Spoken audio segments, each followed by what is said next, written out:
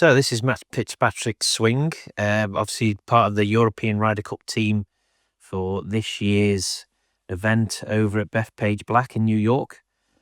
So pre-2022, obviously when Matt won the US Open, his backswing was quite different to what it is now. So how he used to take the club back was a much more upright swing compared to what he's doing now. So that is the plane line of his driver. And what you're going to notice is he is very much on that plane with his hands as he takes it away, even slightly underneath that plane. Now, how he used to take the club back was much more upright.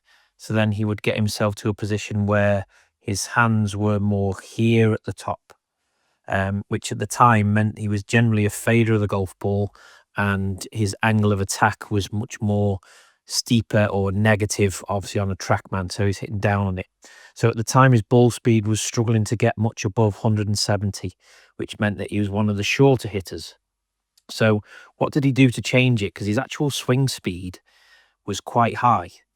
So the major thing he'd done was got himself a lot more underneath that plane. So then when he gets to the top of the swing, as you can see, his hands are quite a bit lower than that circle I've drawn, which gets his left arm position much more parallel to his shoulders, which we'd consider to be more of a sort of one plane swing position. Trail arm as well would be a little bit lower than what it used to be. So what this is then encouraging, as we see as well, his left heel lifted quite a bit to get more hip turn. Again, just increasing that turn on his backswing.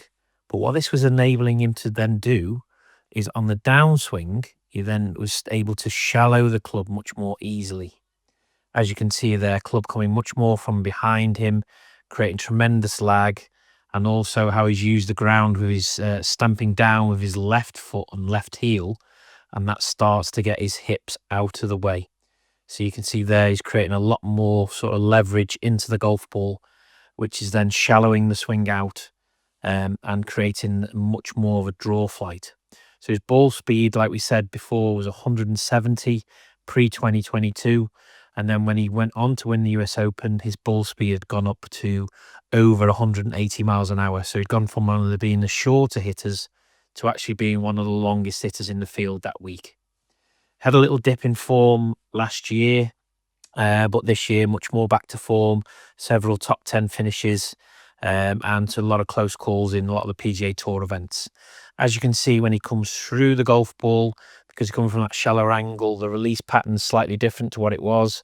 You can see the club head just rotating through and closing there as he's coming through the impact.